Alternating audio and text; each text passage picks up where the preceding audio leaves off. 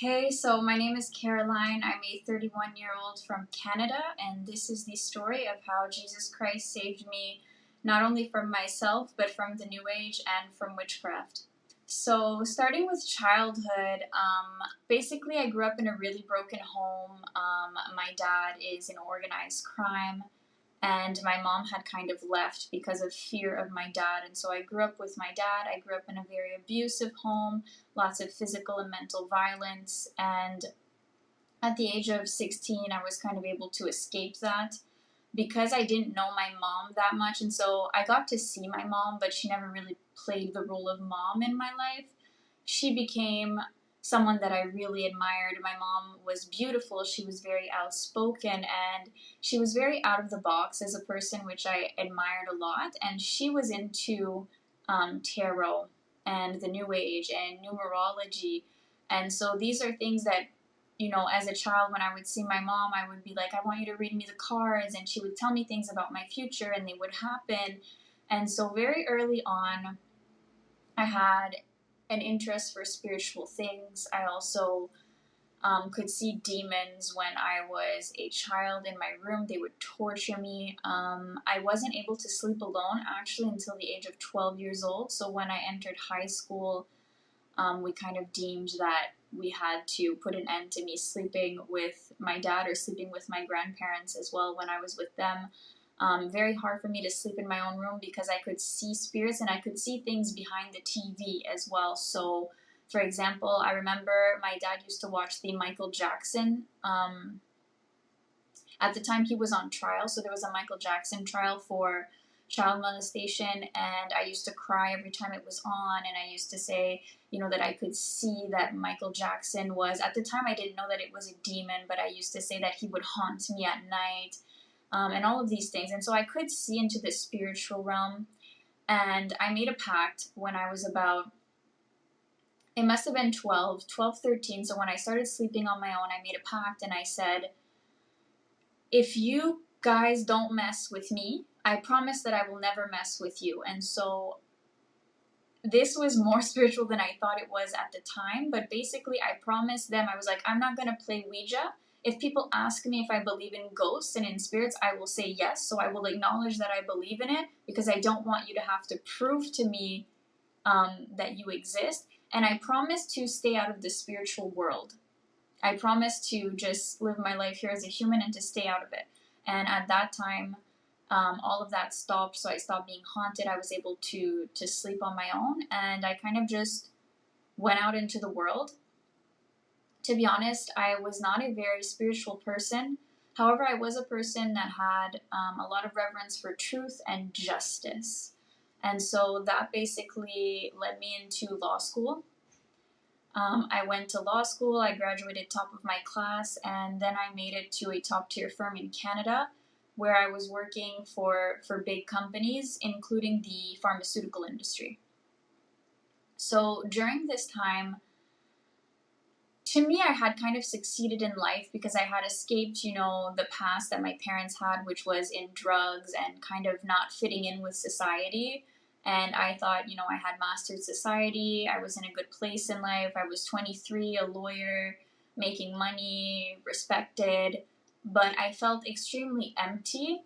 And the more I worked for these companies, the more I realized how corrupt the justice system was, and also I had lots of questions about the pharmaceutical industry because I was on the patent side. And so I started to realize, they're really just taking things that you find in nature, but they take the chemical version because they cannot patent something in nature. And so they can't make money off of it. And so basically, you can find these things in nature, they have no side effects, but they create kind of a chemical version which has side effects, but they do that because they can patent it. And then they make money, and then they get sued, obviously, because people have health problems, and they kind of bury that. And so over the years, this is kind of the things that are coming to light. I got off all pharmaceuticals. I quit birth control. So it was funny because I was working for these companies, but I was terrified of them. And I really started to have this internal battle within myself, I would say about 1 year before the pandemic. It was this battle of feeling like there was no truth where I was, there was no justice, and I felt like I was compromising my soul, but I wasn't spiritual enough yet to really understand that's what it was. I just felt that something was wrong and I couldn't see any way out of it. And so at the time, I'm working probably 12 hours or more a day, but when I'm not working, I'm either drinking a full bottle of wine to myself, smoking a lot of weed, and kind of just numbing everything, until the pandemic hit. So when the pandemic hit, it is not only the first time I heard from God, but it is the first time in years that I had kind of time in silence with myself. Because going through law school and being a lawyer and all of these things, I had never really had a break, to kind of be able to, I guess, ask questions about the universe. It was just go, go, go. So when the pandemic hit, I wasn't working for the pharmaceutical companies anymore. I had switched to an in-house career. And then when it hit, because of everything I knew about politics and everything that I knew about the pharmaceutical industry, there was a lot that was not adding up. And so I was watching all of these conferences, and everything they were saying. And I knew that mRNA had been patented way before the pandemic, and they were saying lies on TV that I knew were not true. I could also read the data. I knew how to read this data. And so I knew that the graphs that they were showing were kind of fake graphs. They didn't really mean anything at all in the scientific community. And I really started to, I would say, have anxiety because I was seeing in a realm that I had never seen before. And it felt like the Truman Show, where I felt like everything was a lie. And I was the only one that could see the truth. And that's the first time that I know that I heard the voice of God. And I remember they had said on TV, they said that the jab would never be mandatory. They were saying that in the beginning. And God told me that it would be. And he said that I was not to get it and I had to leave. And I knew that was from God. I quit my job, picked up my stuff, and I left. And everything that God told me would happen, happened. However, at the time, I'm now believing in God, believing in a higher power, believing that life is spiritual, but I have no firm foundation in Christ. I have no Christian friends to explain that to me, no reference, right? Because the enemy has kept me away from these environments my entire life. And so what I have is my mom's spirituality. And so I dive deeper into tarot, deeper into numerology. I started watching, The Secret. I had a Gaia subscription, so watching everything about aliens, all of this stuff. And the thing is, the enemy gives you a lot of truth.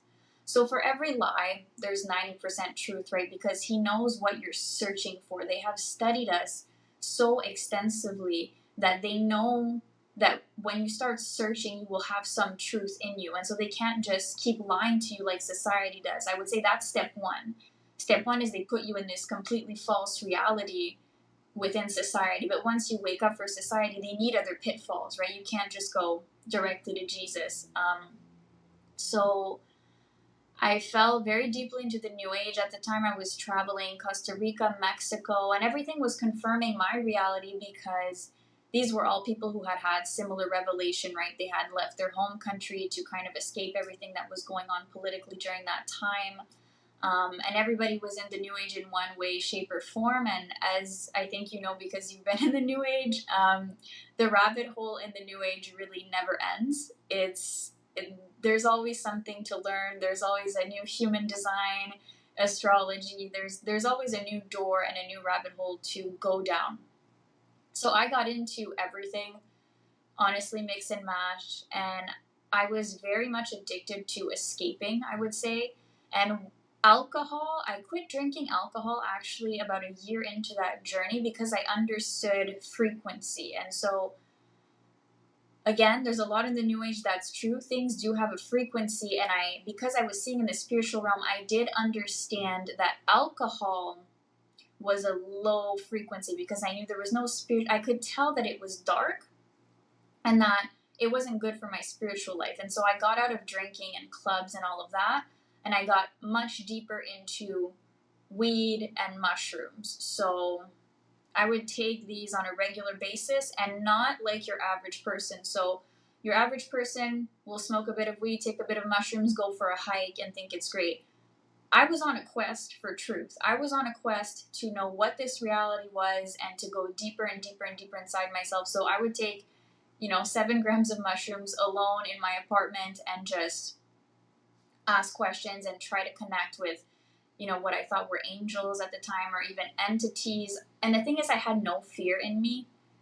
Like, the fear of God is so important. The fear that he puts in you is so important. And in the New Age, you really think it's all love and light. And so even if a snake was talking to me, I had no red flags come up and no biblical background, right? So just the weirdest stuff happening. I'm talking to elves. I'm letting them do stuff with my DNA.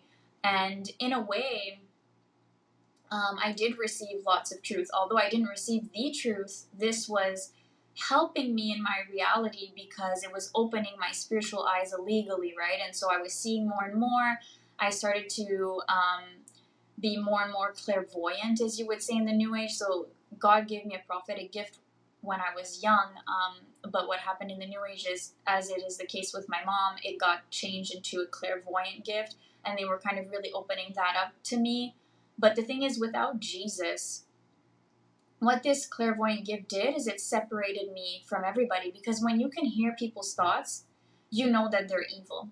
And so when you walk into a room and you know that this person is smiling at you, but in their head they're like, I really don't like her, or all of these little dynamics that go on, I was very aware of. And so I just felt like it was impossible to have a real friendship or impossible to have a real relationship, for that matter. I just felt like it was empty. I was celibate for almost 2 years, and everything revolved around my spiritual life and traveling. I loved nature. I loved travel. Until one point, I was actually getting a little bit of heat from my friends, as it is in the world, because I hadn't had sexual relationships in 2 years. And so that in the world is, there's something wrong with you. So my friends kind of started laughing at me a little bit because of that. And I thought, you know what, why not? It's my birthday. Let me go on a Tinder date. And it was supposed to be a joke. I chose the guy that was the most funny. I wasn't even interested in his picture or anything. I had chosen him because he had a funny name and I thought it'll be a funny story. The enemy definitely had other plans. And so we fell in love almost automatically. He was actually a Muslim from Belgium, but originally from Albania. He ended up moving to Mexico, and that's kind of where our journey begins. And during this time, I'm being confronted with things I had never been confronted with before, because, so at that time, I believe that obviously I'm enlightened, I see in the spiritual, and that's not his case. He's a Muslim, he's religious, but I've kind of accepted the fact that when it came to men who were enlightened, it was never working, because there was always this dynamic, which I know now is Luciferian, but it's like they had this power, they had kind of kingdom values where they would, want to provide and protect, but it always came with something very dark. There was just something about them that was off. I knew it wasn't true love, it was more transactional. So it was very like, you'll be my wife, but it's understood that there's going to be other people on the side, and they're really too spiritual and they're too alpha and valuable to really commit to one woman. And the craziest part is that's not exactly how the conversation goes, but that's what's implied when you start kind of meeting these people. Another thing that I forgot to mention completely is during this time of spiritual awakening, I decided that I wanted to spend as much time as possible committed to it. And so I started an OnlyFans, which blew up. I was in top 2% within 48 hours, and I started at no following. The enemy gives gifts too. When the enemy saw how dark things were getting, he was like, let me blow this up so that she doesn't go anywhere. And so during this time that I'm dating this guy, I'm also on OnlyFans, and that's kind of how I'm making a living. By the grace of God, I never got into porn. However, at the time I was saying that nudity was our state. I was calling it artistic nudity. And I even would say, Adam and Eve were naked in the garden, to make it, that spiritual. Because the thing is, we don't know the Bible. In the New Age, it's funny because you don't read the Bible, but when a verse can make sense in your situation, you'll use that in its authority, right? Because the demons know that even people who don't recognize the Bible, there's authority in Bible verses. So I get into this relationship with him, and God is showing me during this time that this is not my person, that there are a lot of problems, there were a lot of red flags that came up. And the thing is, I'm so tired of searching, and I really don't care about anything in the world, and so I really just want like a person to kind of experience the little things that still make me happy, because I knew this life was empty. So to me, it was just traveling in nature. I had kind of escaped the matrix, and there really was nothing. I had trouble making genuine friendships. And so I just thought, if I can just have someone to kind of share this life with, I'd be really grateful. And so although God, he let me see some things in the spirit at that time, he gave me dreams, he gave me visions. At the time, I thought God was the universe. And so what I said was, universe, because in the New Age, right, you create your reality. And so I said, I am making this choice. I'm standing firm in this choice that I'm making, and you have to submit to that choice. And so those were my prayers back then as the creator of my reality. What happens in the New Age is when you create your own reality, you have no idea what's good for you. God knows what's good for you. And so that comes at a cost. So I went against what God was trying to show me, and I decided I want to create my reality. And so God said, that's fine. And to make a very long story short, I ended up getting pregnant from this guy. And that's when the journey really begins for me, because all of my shenanigans really came to life when I got pregnant. And so for the first time in my life, it wasn't about me, and my spiritual development and my awakening and all these things. It was like, okay, I'm pregnant. I know that is extremely spiritual. I'm going to be responsible for a new life. God has entrusted me. And again, it was universe, but it was God sometimes. It really depended on what day. But all of a sudden, universe became God. So right away, I stopped saying universe. I had this conviction that I needed God for this situation. And the guy was kind of telling me that, in his family, this is considered, basically, he was going to be ostracized from his family. So something similar had happened to his cousin. And it's like, you have to leave the family and never come back because you're a disgrace. He was telling me I would need to convert and all of these things. And I knew I wasn't a Muslim. I had already looked into that, and it just didn't speak to me at all. Although I respected that he believed in something, I just felt like he was stuck in religion.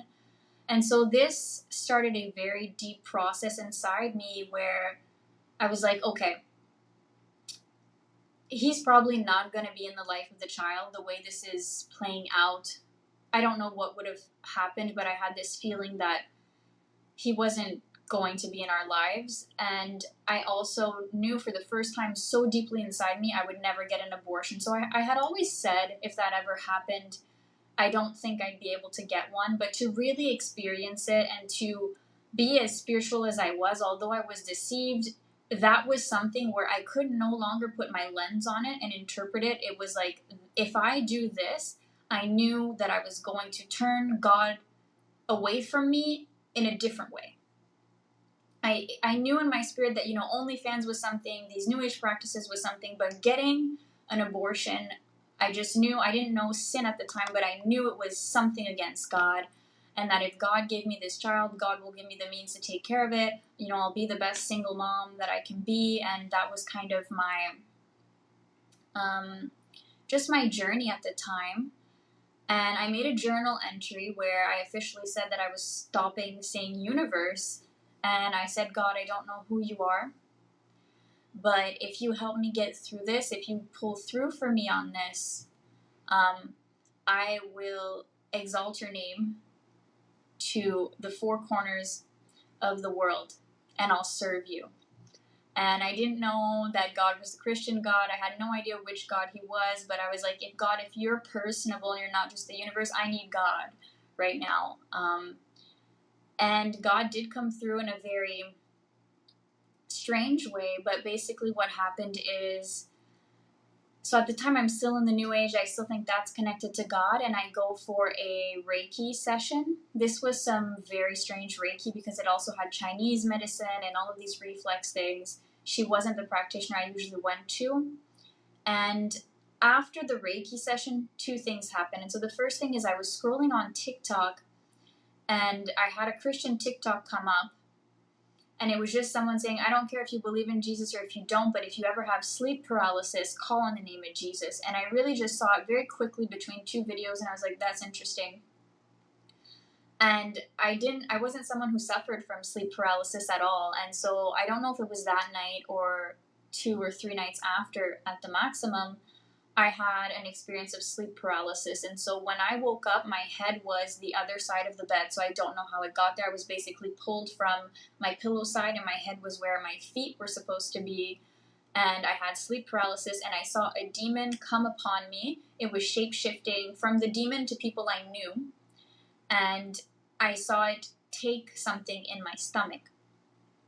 And I felt death at that moment. I couldn't move. I couldn't scream. I couldn't do anything. And then I remembered the TikTok. And so in my head, I started to say, Jesus, Jesus, Jesus, Jesus, Jesus, Jesus. And it stopped when I said the name of Jesus. And so at this point now, Jesus is now nothing more than the name that you say if sleep paralysis happens. And so that goes into my book of things, that I've learned. I can call on Jesus during sleep paralysis. I knew that the baby had died that night. And so I went back to the doctor, and this was strange because my best friend came with me and everything. And, people don't understand. When you're so spiritual, people are like, no, everything's fine, And even the doctor was like, but your baby was fine. And I was like, no, the baby's dead now. And so they went in, and they couldn't even explain why, because they were saying, the baby had circulation and all these things. And they made me get a second opinion. But the baby had died. And at that point, I kind of got into, so it stopped being love and light. I was like, this is a battle. Demons are coming for me. But again, trying to rely on my own strength, I was like, I need to get equipped. I need to get equipped to go after these demons. I don't want this evil in my life. I don't want this to happen to me ever again. I knew it was also a blessing from God, because it would have been really hard to have that baby. So I understood this was God's will, but I also understood that these demons could come for my future children. And I didn't want that to happen. And so also just something that's really interesting to note, I wasn't able to lose the baby naturally. So usually the baby will just kind of, I don't know what the term is in English, but you'll just kind of, you'll bleed it out right when you lose the baby. For me, that didn't happen. And I was being very stubborn because I didn't like the medical industry. And so I thought it's supposed to happen naturally. And I had looked up what happens in nature when an animal, can't lose the baby. And it just said the animal dies. And so after 4 or 5 days, and the doctor calling me, being like, this is very dangerous, you need to basically get it aborted, although the baby is already dead, so it's not called an abortion, but that's basically, they have to go get it. And so I realized that I need to go and get the baby taken out, which I do, and I asked them if I can be asleep because I just don't want to go through the procedure, and so they say that's okay. And when I wake up at my friend's house, so basically, I took a taxi, I was kind of half awake, and I went to sleep at my friend's house. It was actually Easter Monday.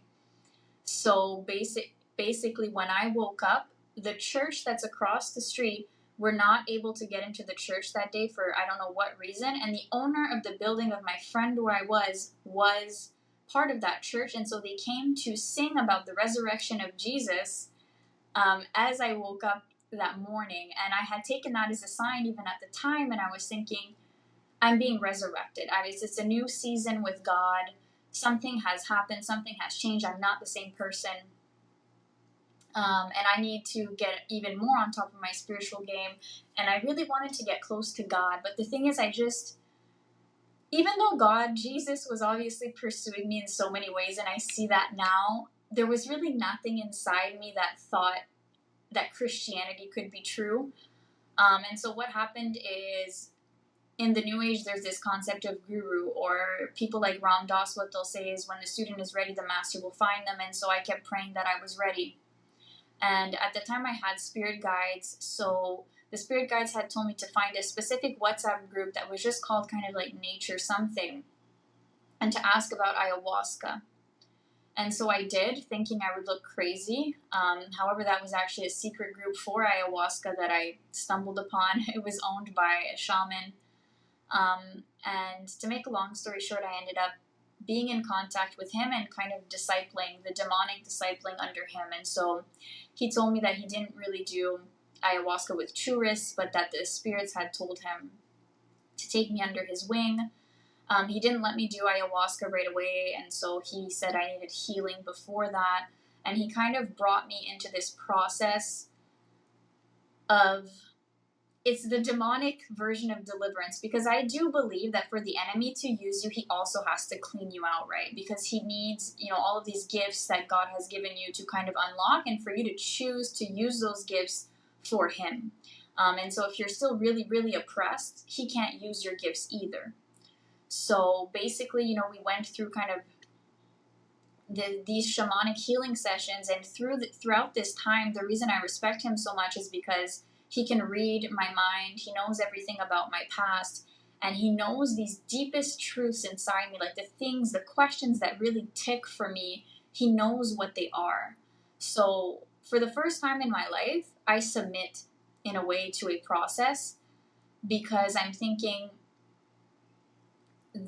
what else am I going to do? At this point in life, I feel like even the New Agers, I don't relate anymore, because I'm on such a quest for truth that all of this stuff in the New Age, the fornication doesn't seem right to me, the drinking, the partying, all of this stuff that's going on.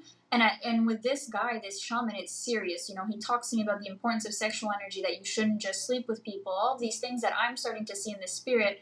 And so it feels like he's answering all of my questions. So I end up doing ayahuasca in this context, and my first ayahuasca experience was very special, because basically the way I got put into contact with this shaman is that this girl that I thought at the time, she had said, I know someone who can help you in all of this. The night of the ceremony, he had said, you have to do it alone with me and my partner. And so it turns out when I get there, and I knew that when I got there, I had to be in silence, because witchcraft is such manipulation. So I knew that when I get to the altar, everything has to be silent, and I'm going to meet his partner. He kept saying my partner is going to be there. However, what happened is his partner was actually the girl who had referred him, which makes no sense. So they were obviously lying to me. Like, she was pretending to be kind of someone just like me who he had helped. But it turns out she's his partner. And I learned that 5 minutes before taking ayahuasca with them, and I'm told I can't speak, and that just broke my trust. But, so you would think, why didn't you get out of there? No, because I was in a place where I was like, what else? I was so unhappy, I was so empty, I really didn't like it here, and I was thinking, I wasn't even thinking about this life anymore. I was thinking, what do I have to do in this life to not have to come back here? I thought maybe it's a soul trap. How do I get out of the soul trap?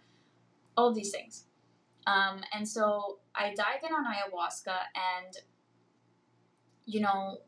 basically ayahuasca the spirit behind ayahuasca did not mess with me at all. She said, I know why you've come.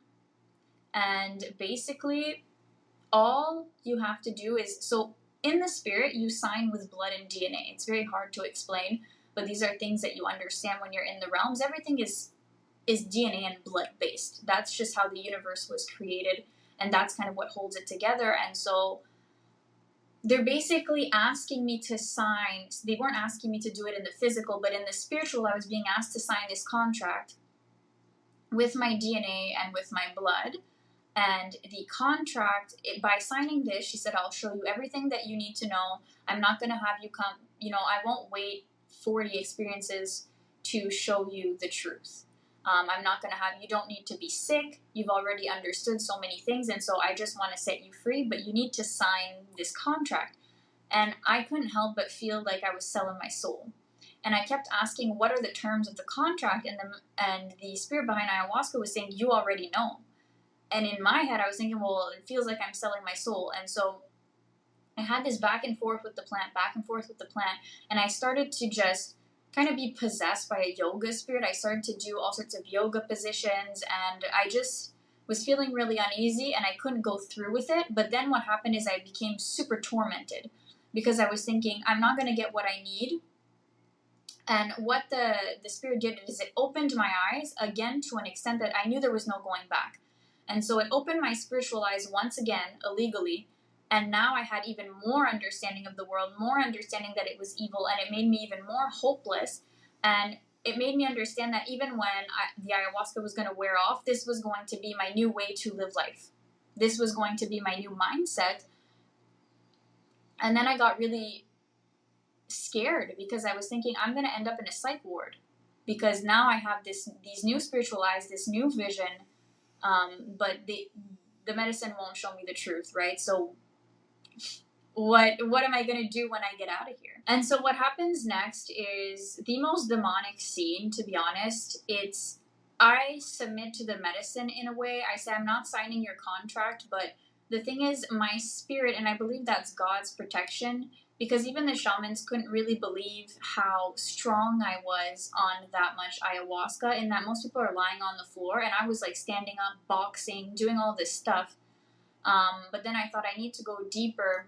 So I'm not signing the contract, but I guess I'm going to submit to this process. And so I went up to the shamans, and they kind of knew what was going on. And it was pitch black, and they already knew what I was coming back for. And so they just kind of lighted fire and showed me like the ayahuasca cup. When I think back on that, I'm like, wow, to be in so much darkness and to think it's not darkness, it's actually crazy. And so they gave me the second cup. And as I'm drinking, once the second cup kicks in, we kind of fall into this new realm.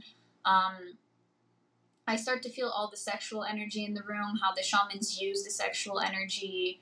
I start to be afraid because I start to tell myself, what if, anything could really happen to me? I'm in the middle of nowhere doing ayahuasca by myself with shamans. I start to realize that, wow, I'm really not a fearful person. I really don't think things through so much.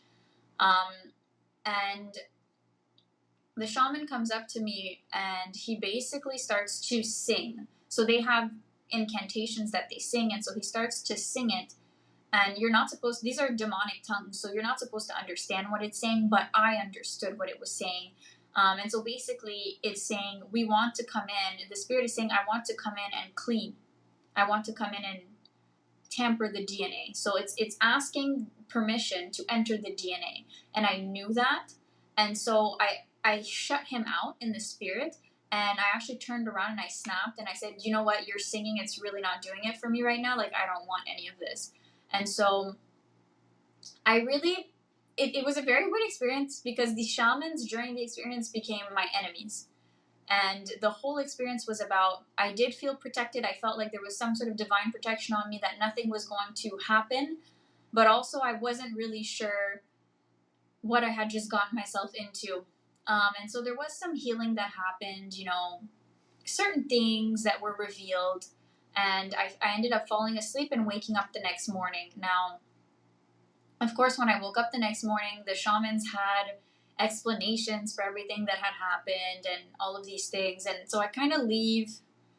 Again, I'm leaving with this new vision, and so that was a lot. I thought I could see in the spirit before, but after the first ayahuasca experience, just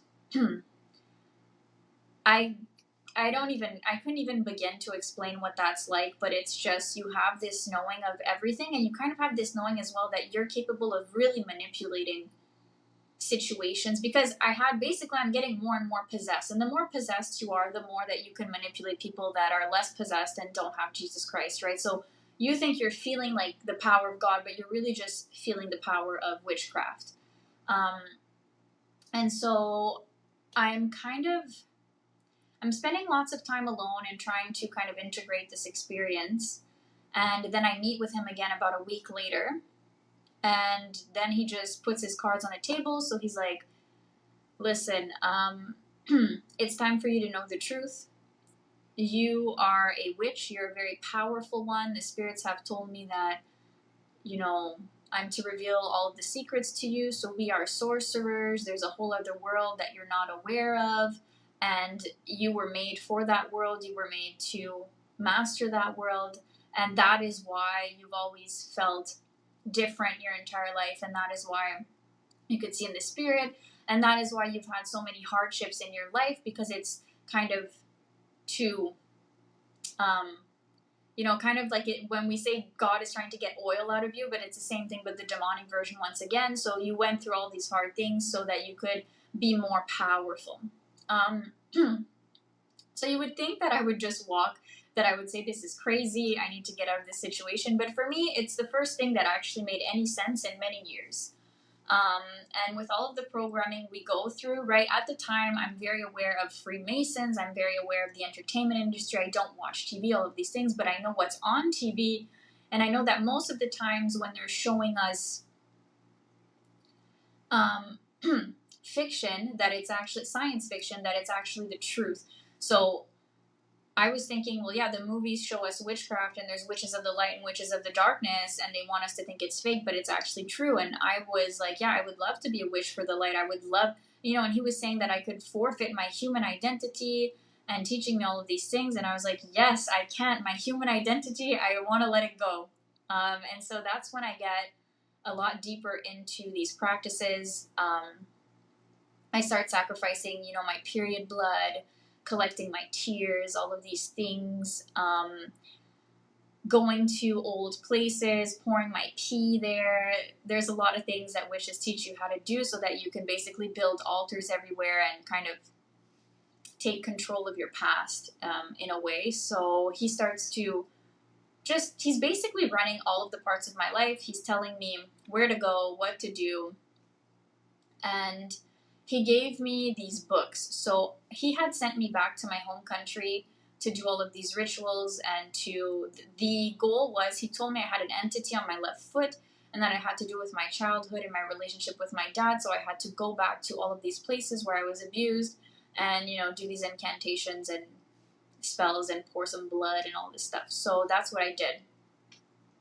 So during the time that I'm away, he also tells me to read a series of books by Carlos Castaneda. I actually forget the names, but basically they tell you all about being a man of knowledge, and these books kind of have principles. And the way it works in the demonic kingdom is he couldn't really tell me to do stuff. What he had to do is send me to information and have me correct myself. And so a lot of the times this is how things worked. He would just give me information, and then he would have me kind of come and be like, I'm ready for the next step. I want to do this. I need you to help me. And so what was his underlying plan with this is that in these books, witches need an official ally. So I was operating with many spirits, and I could tell that I was being tortured by these spirits because they were starting to give me suicidal thoughts. And, what was once my spirit guides, my spiritual friends, now they're asking me to do stuff, and if I don't want to do them, they're getting angry and they're kind of turning against me. And so basically in these books it explains that you need a spiritual ally that's really yours, that kind of fends off everything else for you and where you get your power from. And to get that spiritual ally, every ally is different, but it's a process. It can take 1 or 2 or 10 years depending, and there's a lot of animal sacrifice involved, blood involved, and all of this. And the spirits are also telling me that I need to start sacrificing blood, and this is where my soul was just like, okay, something is not right about this. I don't feel comfortable with this. I don't want this to be the next step. This is way too far for me. However, what you have to understand is that at this stage, when you've experienced a spiritual realm, when you know all of these things, when you're being, tormented by demons, but you don't understand that they're demons, at this stage, I don't want to take the next step, but I see no way out because there's no going back for me to a regular life, okay? I can't just have coffee with my family and feel normal. That's over. That was stripped from me. And so I remember just, that was a very emotional time. I cried a lot, and I was thinking, I feel like in this reality, you always have to sell your soul. you know, whether you're in the world or whether you're on the spiritual path, there's always, it's just dark and I don't like it. And I understood, because I had some truth and not the whole truth, I understood the spiritual realm was about blood. I understood that it made sense. But also I understood that, you know, starting to sacrifice things, it was demonic. And so this led me to doubt him, and it led me to kind of doubt where I was. And although I wouldn't say that I was completely suicidal, suicide was becoming something that I was looking into. Could true enlightenment be committing suicide? It actually turns out that Carlos Castaneda and his whole cult, they committed suicide as a cult. And so I'm starting to kind of explore the idea that maybe being truly enlightened is taking yourself out of the equation so that you can go somewhere that's not so corrupted. I wasn't in a place where I was actually going to do that in the moment, but this was now a new part of my reality, these thoughts and these things to ponder on. So I didn't have access to ayahuasca at the time, and this shaman had told me, while you're gone, don't go into the realms, right? Because you need me to go into the realms. I'm your protection, all of this stuff. And, you know, things are going to come for you if you go alone. But because I'm not trusting him now, I'm thinking, you know, he has this power over me. He doesn't want me to know who he really is. He doesn't want me to know all of these things. And so I decided to disobey and to hold a ceremony with mushrooms. At this ceremony, I have a friend of mine who's also practicing witchcraft, not on the same level that I was, but also kind of getting into it. I had done mushrooms with him before, so I was like, I don't do mushrooms like I used to, but I'm going to build an altar and everything and really go into the realms. If you want to come, you're welcome to join the altar. And this is a long story, so I'll make it short, but he ends up introducing me to a Christian friend who was kind of backslidden, living in sin, but she was Christian. And because of the power that I held with the spirits, I was able to convince her that to get closer to God, she needed to come to my ceremony. And I only had good intentions. I thought she needed that to advance. And so she ends up coming as well. I prepared the whole altar during the day. Just because God is so ironic, I do want to mention that the mushrooms that I took were called Trinity.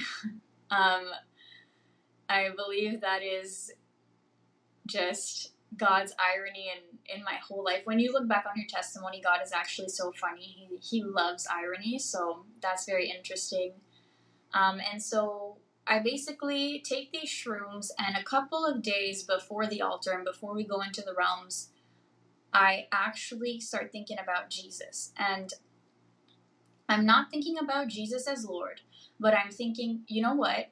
Jesus is one of the ways that I have not explored. So I've explored Hinduism, I've explored Buddhism, I've explored shamanism, I know about Muslims, but Jesus is definitely one of the ways, right? And I haven't really explored him. And then I thought, maybe Jesus could be my ally. That would be cool. Like, he doesn't seem demonic. And so I had obviously many objectives into going into the spiritual realm that night. But one of them was, let's see if I can get into contact with Yeshua and if he'll be my ally. But it was kind of a side note. Mostly I wanted to know what was up with the shaman, and I wanted to find a more powerful entity, at least for a while, that could kind of get these spirit guides to leave me alone. So we go under, and right off the bat, I know this is bad. So basically, we start to get surrounded by dark entities. They look kind of like the entities in Harry Potter, which in French are called détracteurs, but you know those black entities that kind of like suck the life out of people? So we start to be surrounded by that, and the energy just falls.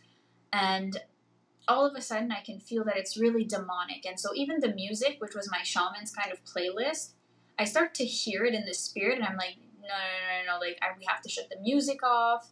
And I just know something is really off. And so I start to wonder, so I can see all of these spirits, and I can hardly get up at this time. I get up to close the music, and then I collapse to the ground, and I'm having trouble getting up again, but I know something's horribly wrong.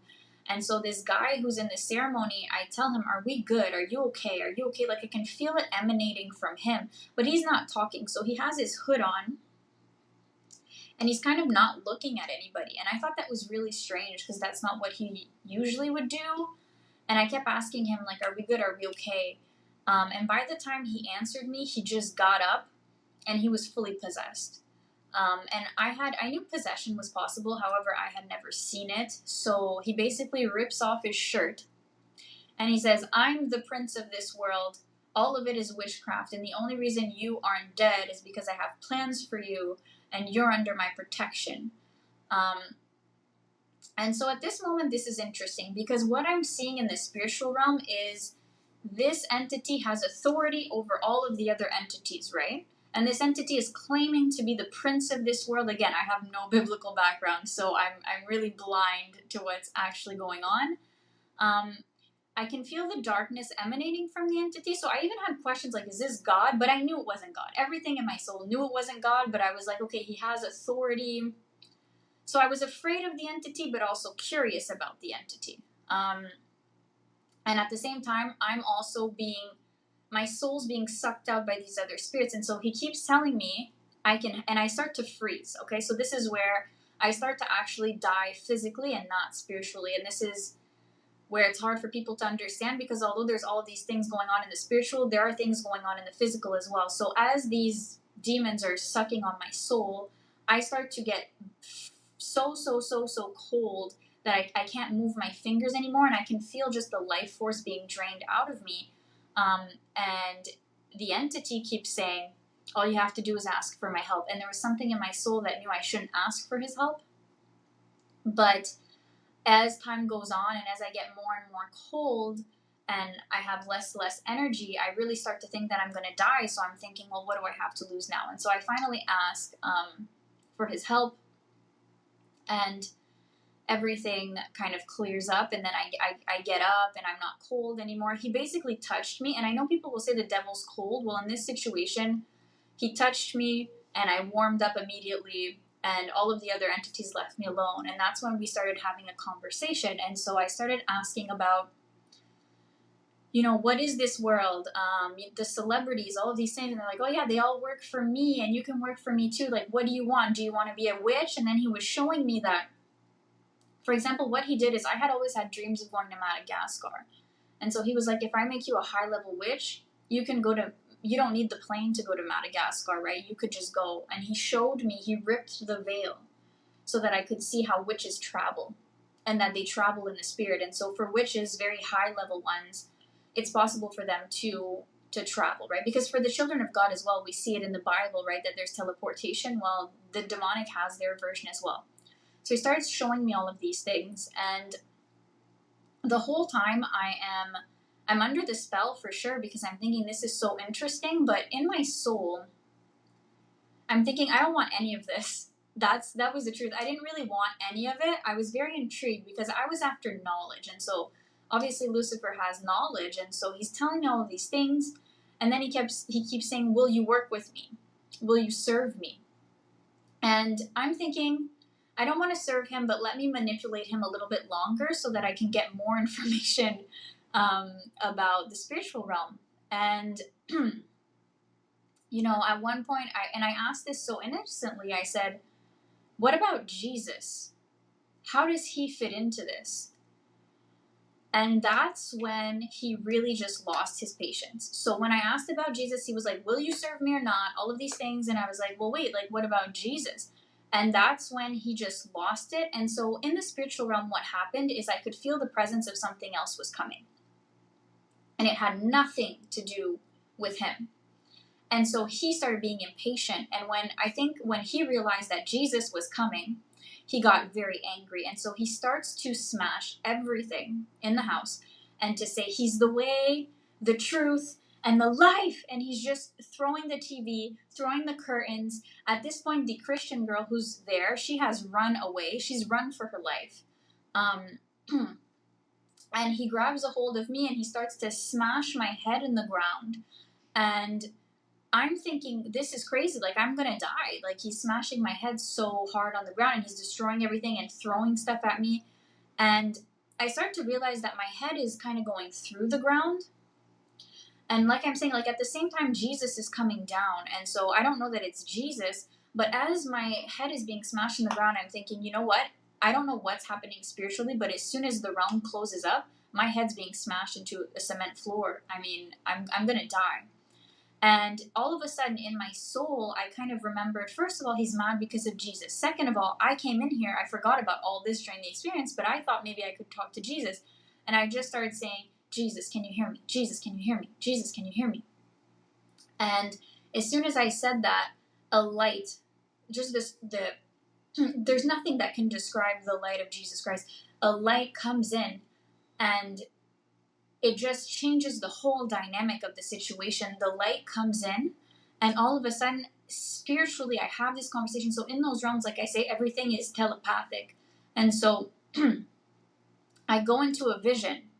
And in the vision, I see my childhood. I see all of the times that I prayed to God, but I didn't know that God was Jesus. I see all of my hardships, just everything that I had been through. And he showed me that he was there holding my hand the whole time. And then he said, Carolane, the reason that you have all of these questions, the reason that you've been searching is because the world has forgotten about me. That is the answer to your question. That is why everything is so broken. And then he put me into another vision of end times. And he showed me that basically I was going to be part of his end times army. And he showed me how distressed people are going to be when he actually comes back, how unprepared people are, and that he was going to come back to save the world. Now, we know the Bible, so we know that's biblical, but at the time, I'm thinking I'm having access to this new information that nobody knows, right? And so then he says, I leave you with my spirit.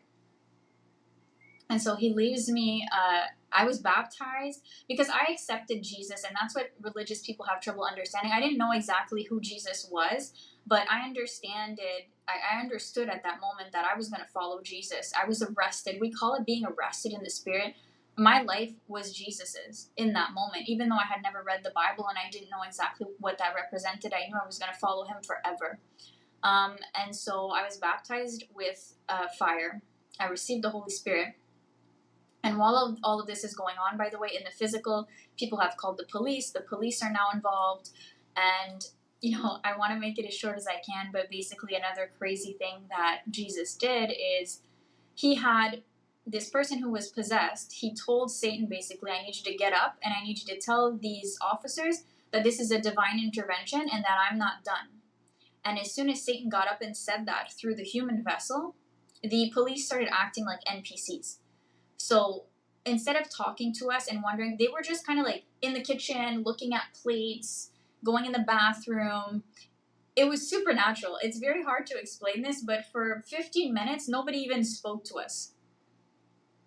Until he told me, he was like, all right, I'm going to leave now. And I was the separation anxiety that you get when you encounter God, especially because of the darkness I was in, as he started to pull away, I was like, but am I always going to hear you? And he was like, I'm always here. I can always hear you. I'm always here. I can always hear you. And he had to repeat that to me the whole time that he left because I couldn't imagine what my life would be like without being with him all the time. And it really was a remembering. It was the remembering that he was always there, but I forgot about him. But as he left, I was so afraid that I was going to forget about him again.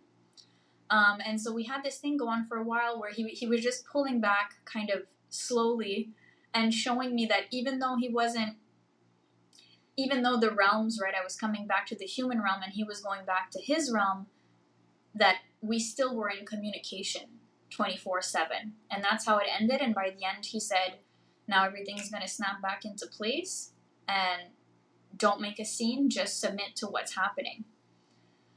So everything snapped back. The police officers started coming for me. They said that I was fine at this point, but they were saying that I had like a religious psychosis. They tried to get me hospitalized. The police officers were very brutal with me. And because I had received the Holy Spirit was showing me their hearts. So while all of this was happening, I was crying and I was saying, do you know Jesus? Like that hole in your heart. Only Jesus can fill it. And that for them was just showing them that I was even more crazy than they thought I was. And so, they tied me up and everything very violently and they got me to the hospital and they tried to commit me. But by the grace of God, I am a lawyer, and they had not followed procedure, and so I threatened to sue everybody, and they let me go that night. Praise the Lord for that, because I don't know what that experience would have been like. And that night they had left me in the hospital with no phone, no cards, no nothing. And I basically took a taxi hoping that I could go get my money from the house that was destroyed. But long story short, I was locked out of that house because obviously this was my cousin's house, and she didn't understand the situation and was very mad that her whole house was trashed, with thousands of dollars in damages. So and the taxi driver was just an angel. I mean, I had no money to pay him. I was telling him I had nowhere to go. And this angel, the whole time I just saw him as an angel, was so patient with me. Not only was he like, it's no problem about the taxi, he actually drove me to a hotel, paid for my hotel for me to be able to sleep there. And he just gave me his Facebook and was like, you can reimburse me whenever you get back to whatever you need. And so I knew that was God sent. And yeah, after that, everything changed. So I had encountered Jesus and I was determined to follow him. However, I didn't know yet that everything that I had experienced was biblical, right? I didn't even know that I was talking to Lucifer, because I didn't really believe in Lucifer, right? So the next day, so I was in my home country, but my flight was booked for the next day back to Mexico. So you can imagine the chaos of all of this. I'm just packing. I have to leave. My cousin's house is trashed. Everything's a mess. And I go back to Mexico. And because I had received the Holy Spirit, everything is different now. And so my eyes are open to sin. I realized that fornication has a smell in the spirit. I could smell fornication on people. I could see how even things, for example, I had a friend who, she's kind of part of this crypto thing where they make coins, and if you're an insider, you kind of know when to get in and to get out, but everybody else kind of just loses all of their money. So it's a scam. But back in the day, I would have been like, but it's not that much of a scam. It's kind of a gray area. And so I was going to get into that as well with her. And now that I had received the Holy Spirit, it was this conviction of like, I'm not getting involved in anything like that. Like, I just, for once in my life, it's like the compass, my moral compass had been reestablished, and I could separate good from evil. So it wasn't just this mixing pot. It was like, some things are good and some things are evil. I went through extreme spiritual warfare. This is a whole other part of the testimony, but basically the witches came for me in the dream realm.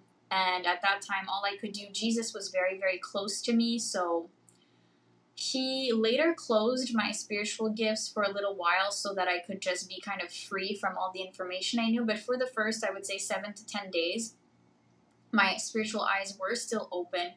And so basically the reason he did that is so that I could hear him very, very clearly, and so I could feel him very clearly, because obviously I was now a follower of Christ, but in my head I was a baby witch, and now I had, very powerful warlocks coming for me, and they kept trying to steal like keys and things like that. And Jesus just wanted to make sure that all I had to know was that he was taking care of it.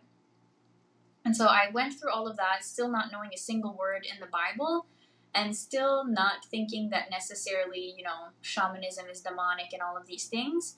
But I quit yoga. I quit smoking weed. I quit fornication, was something that was just not on the, it was already kind of not on the menu before, but now it was something that I thought was repulsive. And the Holy Spirit kept me up night after night. You need to get a Bible. You need to get a Bible. You need to get a Bible. And I fought it because I thought it was religious, and I thought that the Bible would be a way to kind of steal the Jesus that I knew, and that it would try to put the Jesus that I knew in a box. And religious people do try to do that, but the Bible really just explains to you in more detail who Jesus is and confirms everything that I already knew about Jesus. So I end up getting the Bible. I'm convinced that I have to start in John, and I have no idea why. And now I know that obviously John is the most spiritual gospel, right? So God knew exactly where to send me. And once I finish John, I'm just prostrated to the floor, because I know that this is the truth. And I start to research more. I start to see that, Christians believe that Jesus is coming back. And I didn't know that Jesus had died for sins. But because of everything that I knew, that was mind boggling. Because I knew that blood was the currency, right? And before that, I was thinking, now I have to sacrifice blood just to protect myself from all these entities. But that's why he died. He died so we don't have to worry about any of that. And so in the next couple of days, the way the pieces just fell into place was very supernatural. And I've been serving the Lord ever since. I got baptized. I went to Africa. Where do you feel now you're being led? Because I know you've set up the podcast and stuff. So where's God leading you? And I know you said you also spent 6 months in Mexico before we started. So, and you speak Spanish. So you feel like you've been led over there and led to the podcast? So he's sending us out for the edification of the body of Christ, and more specifically for the New Age community. However, the mission is not what you would expect. Although we will be bringing evangelists with us, it is really an intercession mission, and it is also kind of infiltrating that community and adding Jesus back as an option. And so you have the option to do yoga. You have the option to, go get a tarot reading. Well, we're going to add the option that you have the option to come and worship Jesus on a Friday night.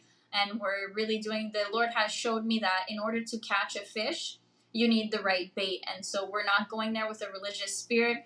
Everybody that's going to be in this ministry, the religious spirit needs to die so that the real Jesus can really shine through. If there's anybody watching this and you're called to the New Age, you're called for deliverance there, you're called to bring Jesus there, please enter into contact. This is something that we're hoping to start towards the end of 2025. These will be missions in New Age hubs. So whether that's in Mexico, Bali, places like that, that's where the Lord is calling us to kind of infiltrate those communities and make Jesus a part of the conversation. So if that speaks to you, if you're someone who has that nomadic freedom, you're a digital nomad, and you would like to do that type of work for God, please do contact us.